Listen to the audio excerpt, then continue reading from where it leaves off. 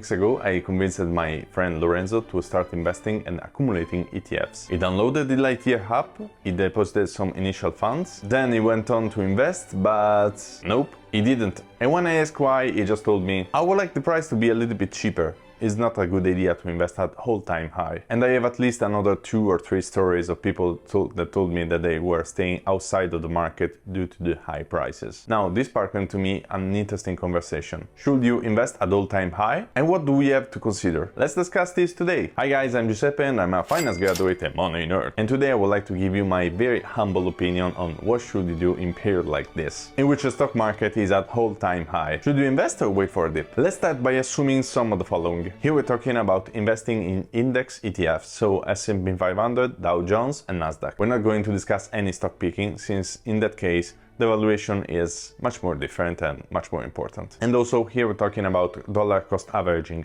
so investing a small part of your salary every month. If you have a lump sum, you better talk with a financial advisor. And finally, this video is just educational and it is my humble opinion, so it's not financial advice. So let's get started. Are stocks overvalued right now? Well, as everything, it kinda depends. Let's take a look at this. In the previous episodes of the stock market, as per today, a lot of movement in the stock market has been driven by the AI hype, especially with the surge of Nvidia and relative stocks. If we consider the Shiller PE ratio for S&P 500, we are at one of the highest moments in the last 50 years, followed only by the 2000 dot-com crash and the most recent but highly unspoken tech crash of 2022. For reference, at the beginning of 2022, we had the Federal Reserve that just realized that they printed too much money, and all this money printing led to inflation, and this made them decide to increase interest rates all of a sudden, leading to a loss of 35% of the Nasdaq and 25% in the S&P 500. Now at these levels, the Shiller PE ratio indicates that we can expect a return of 3% in real terms from the S&P 500 in the next 10 years. That is not very high. In mid-2023, we had a very strong bull run in tech since the Fed promised to cut interest rates. And also the AI hype started. Now, where are we? We are at the point in which the Federal Reserve didn't keep its word, and so interest rates are not gonna go down for 2024. The Fed realized that the inflation threat is not exactly behind us, and the mess that they created since pandemic is here to stay. So the tech bull run kinda calmed down, and now there is a little bit of drive due to the AI hype. We can see that the majority of the growth of the S&P 500 is led by the Magnificent Seven, that are Apple, Nvidia, Microsoft, Google, Amazon, Tesla and Meta. Go home Netflix, you're not cool anymore. But I used to be a fag. Nope, your time has passed.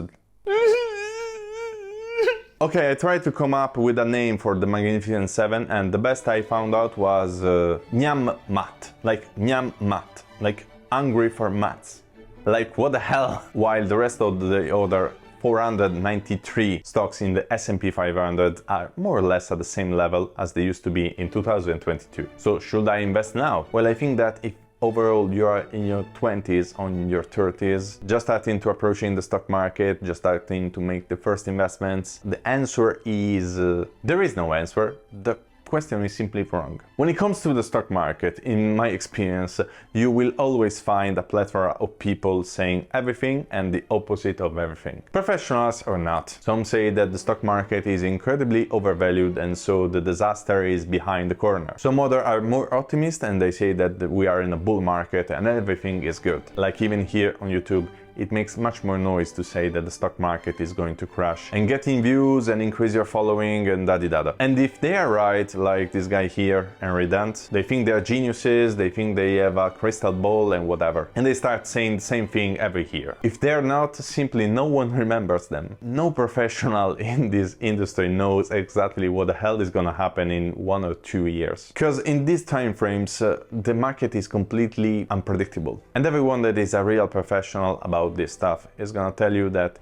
if anyone is 100% sure about his or her thesis, they're probably trying to sell you something or they're pretty much idiots. Except maybe for this guy, I mean. So is the stock market overvalued now? Maybe yes, maybe no, maybe in part, maybe the whole market. The real question is, should you care? Well, in the measure in which you decide to buy ETF, you should care about your positions. And I would say relatively no. Maybe you just want to increase your exposure and overweight ETFs that are less tech heavy, such as the Dow Jones instead of the Nasdaq. But that's it. That is how much you should care, probably. What are the right questions then? The real questions that you should make yourself are: what is my financial goal? What is its time frame? And what is my risk tolerance? And based on this question, you can also answer the final one, that is, should you start investing or not? Because if your financial goal is retirement and you still have a lot of time before that, like 20 or 30 years, you probably better start investing right now and building the habit of investing every month. Instead of mind-blowing yourself with the valuation, market timing and da-di-da-da. Really, more money are missed by staying out of the market waiting for the right opportunity, instead of money lost during stock market crashes. Then what if the stock market crashes in 1 year? It is a fair question, but surprise, surprise, the answer is still the same. You have to continue to buy at lower prices every month. And it is the only way you can recover from the hole faster. And maybe it's gonna be even good news, because you will be able to double down on riskier investments at a discount. So if investing aligns with your goal,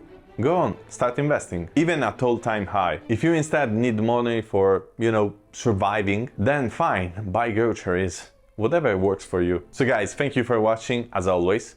I hope you liked the video and you find it useful, and if so, please leave a like and subscribe, and you might also be interested in learning how you can start investing, and you can find my guide here.